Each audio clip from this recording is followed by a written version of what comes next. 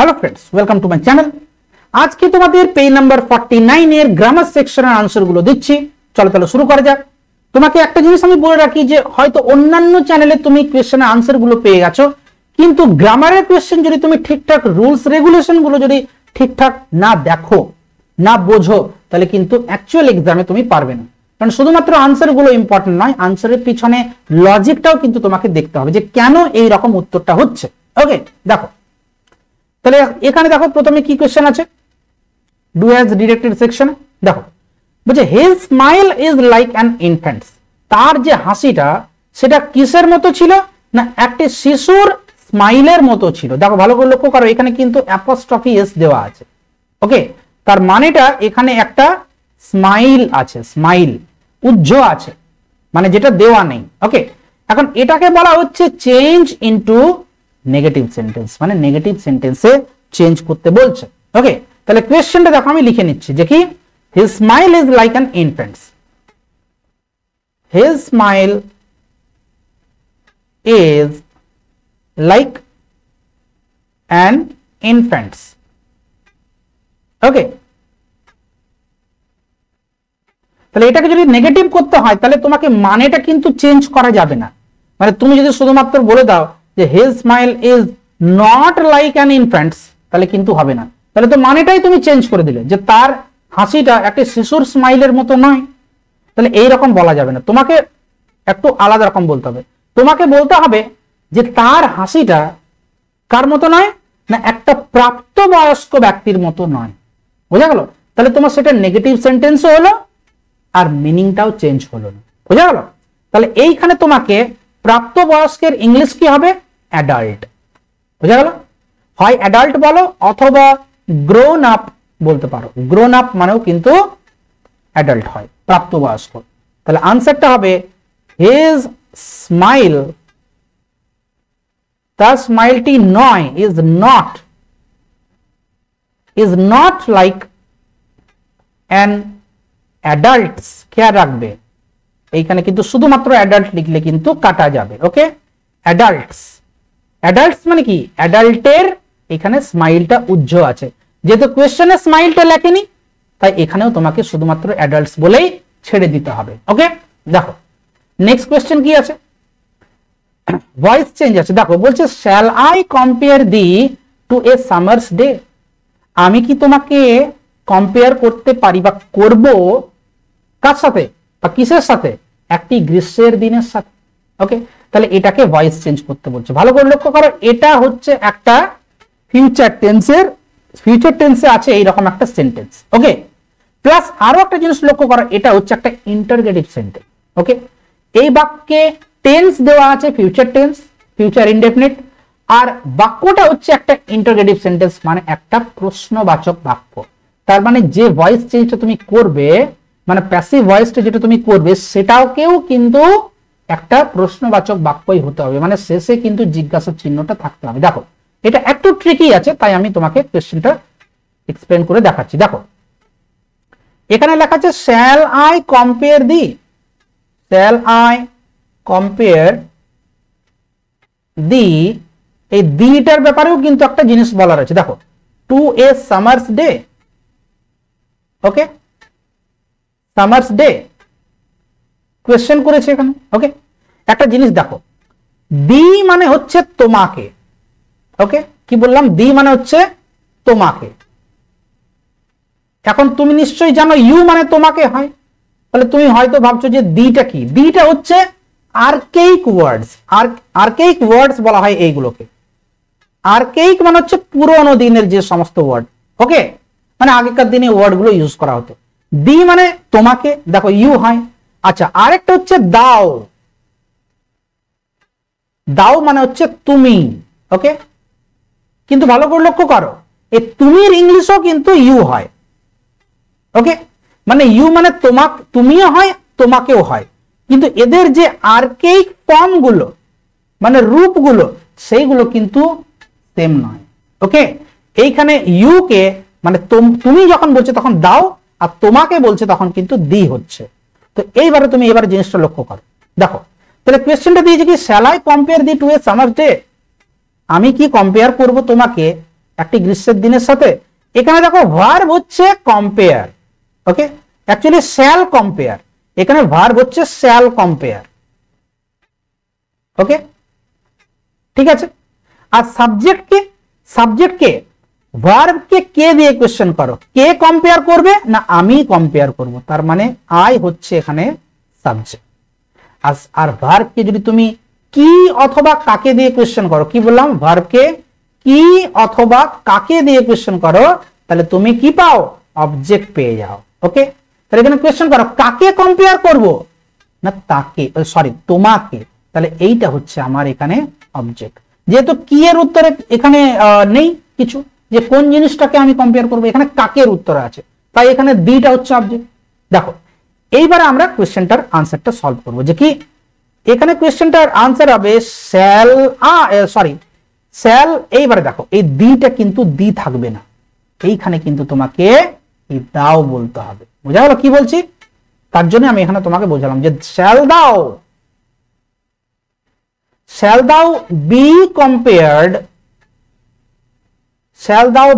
Compared কি কিসের সাথে, টু এ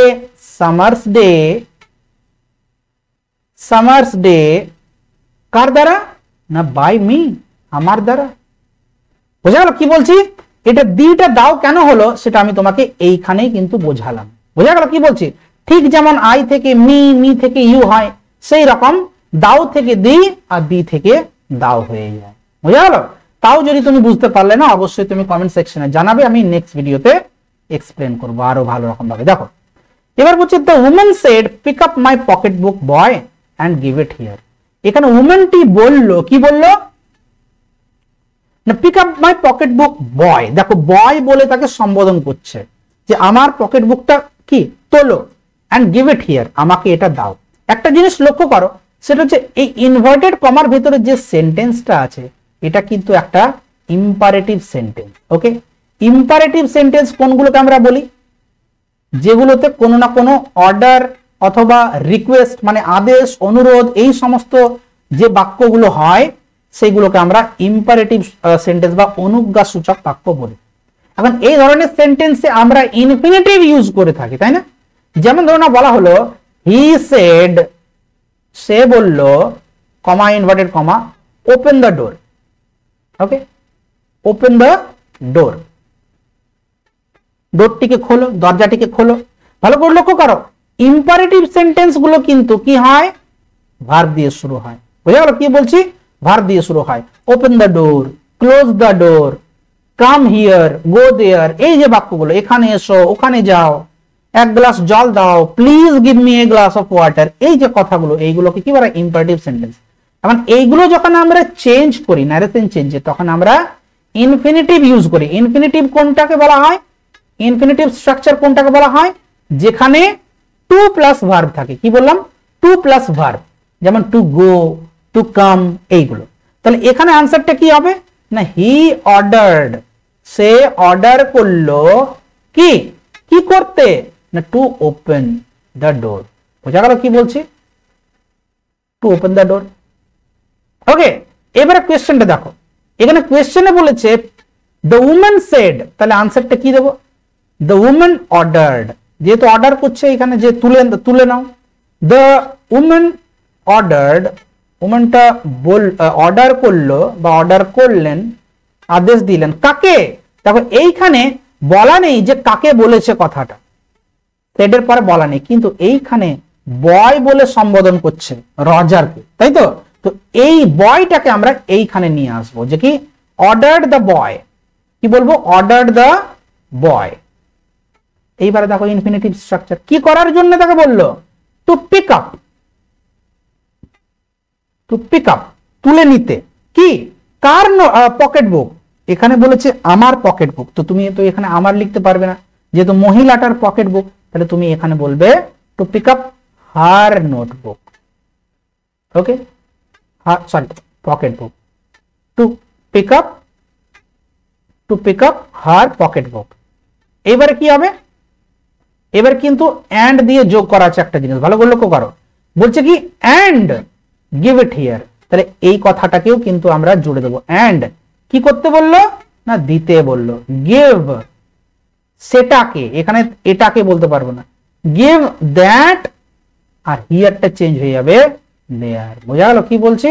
হচ্ছে ব্যাপার। এইচএস এর গ্রামার কিন্তু তোমাকে খুব ভেবে চিন্তে করতে হবে। দেখো এবার বলছে one should always attend to all. Attend করা মানে কি? অ্যাটেন্ড করা মানে হচ্ছে মনোযোগ দেওয়া বা যোগ দেওয়াও হয় অনেক ক্ষেত্রে।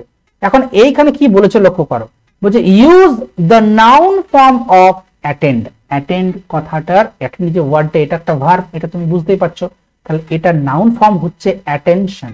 বোঝা গেল কি বলছি? অ্যাটেনশন। কিন্তু অ্যাটেনশন লিখে দিলেই হলো না শুধুমাত্র, এটাকে তোমাকে ঠিকঠাক লিখতেও হবে। One should always attend to all. কি আছে কোশ্চেনটা? ওয়ান শুড অলওয়েজ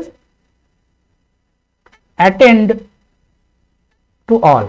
এখানে অ্যাটেন্ড করা মানে মনোযোগ দেওয়ার কথা বলা হচ্ছে, অল। ওকে, তাহলে এখানে অ্যাটেন্ড কে, এটা তো একটা ভার্ব, তো এটাকে যদি আমরা নাউন বানিয়ে অ্যাটেনশন বানাই, ওকে অ্যাটেনশন বানাই, তাহলে তার তো একটা ভার্ব থাকবে।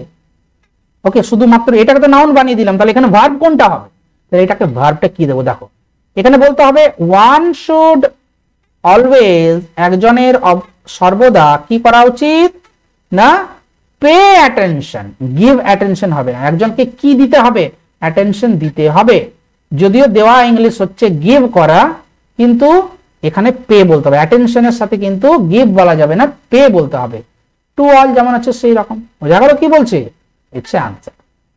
নেক্সট দেখো, নেক্সট কি আছে? when tired out of fun, when tired out of fun, তখন কি হয় না, he rests at ease beneath some pleasant weed। তখন কি করে না, সে কোনো আগাছার নিচে, প্লেজেন্ট কোনো মনোরম আগাছার নিচে সে রেস্ট নেয় বা রেস্ট করে।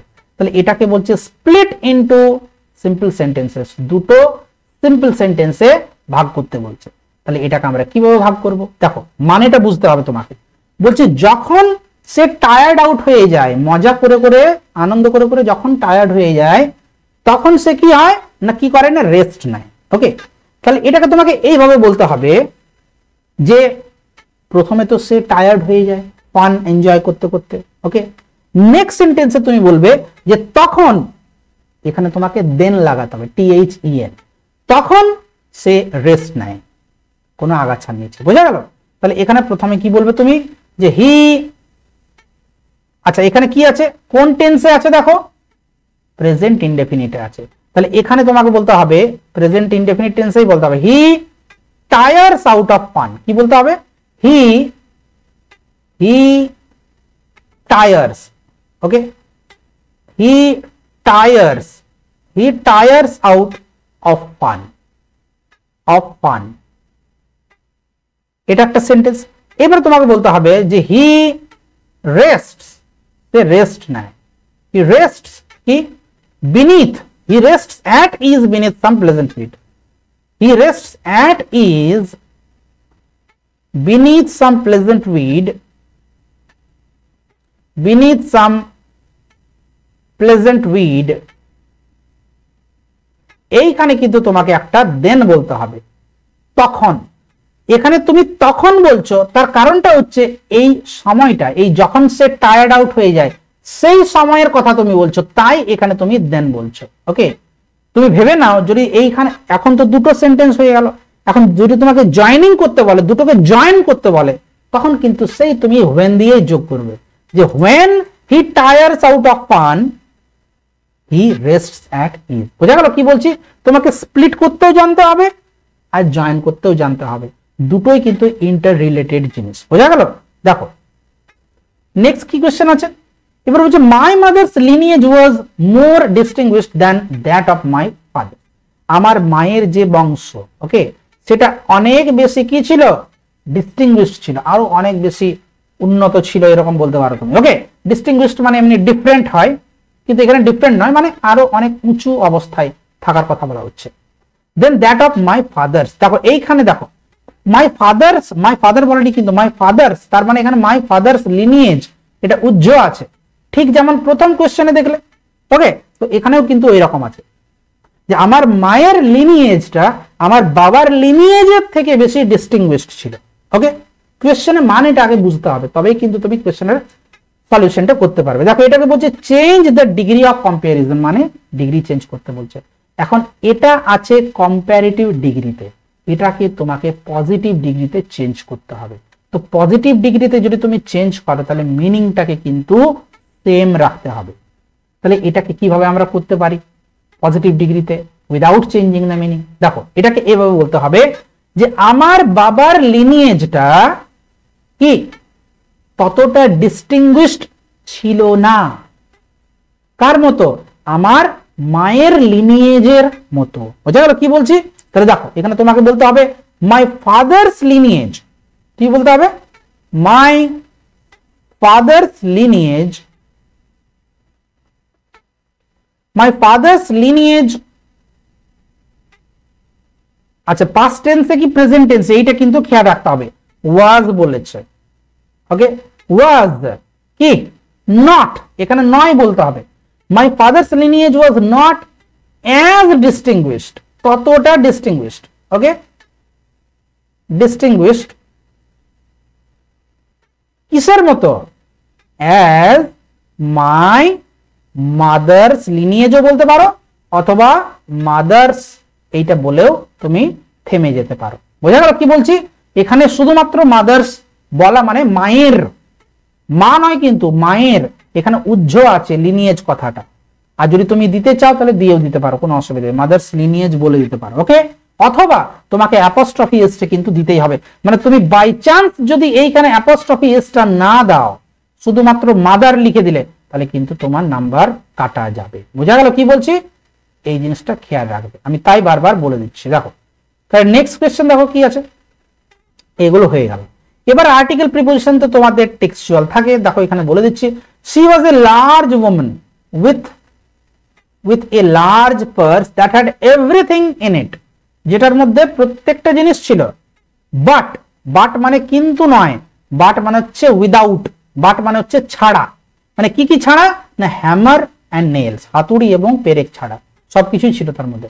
ইট ওয়াজ অ্যাবাউট, অ্যাবাউট মানে এখানে সম্বন্ধে নয়, অ্যাবাউট মানে প্রায়, যেটা আমরা বাংলায় প্রায় বলি না, যে এটা প্রায় মানে প্রায় 11 o'clock হয়ে গেছিল, 11টা বেজে গেছিল। কি? অ্যাট নাইট, রাত্রিবেলা। রাত্রিবেলার ক্ষেত্রে অ্যাট বলা হয়, মর্নিং এর ক্ষেত্রে ইন দ্য মর্নিং বলা হয়। And she was walking alone, এবং সে বা তিনি একা হাঁটছিলেন। when a boy ran up behind her, তাহলে এইগুলো হচ্ছে অ্যাপ্রোপ্রিয়েট প্রিপোজিশন। কিছু কিছু সময় ফ্রেজাল ভার্বও কিন্তু ইউজ হয়, এগুলো তোমাদের মুখস্থ করা ছাড়া কোনো উপায় নেই।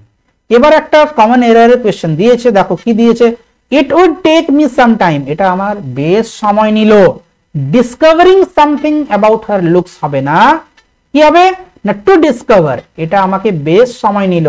এখানে ইনফিনিটিভ স্ট্রাকচার আছে, okay. It would take me some time to discover something about her looks, okay. তাহলে আশা করি তোমাদের ক্লিয়ার হয়ে গেছে।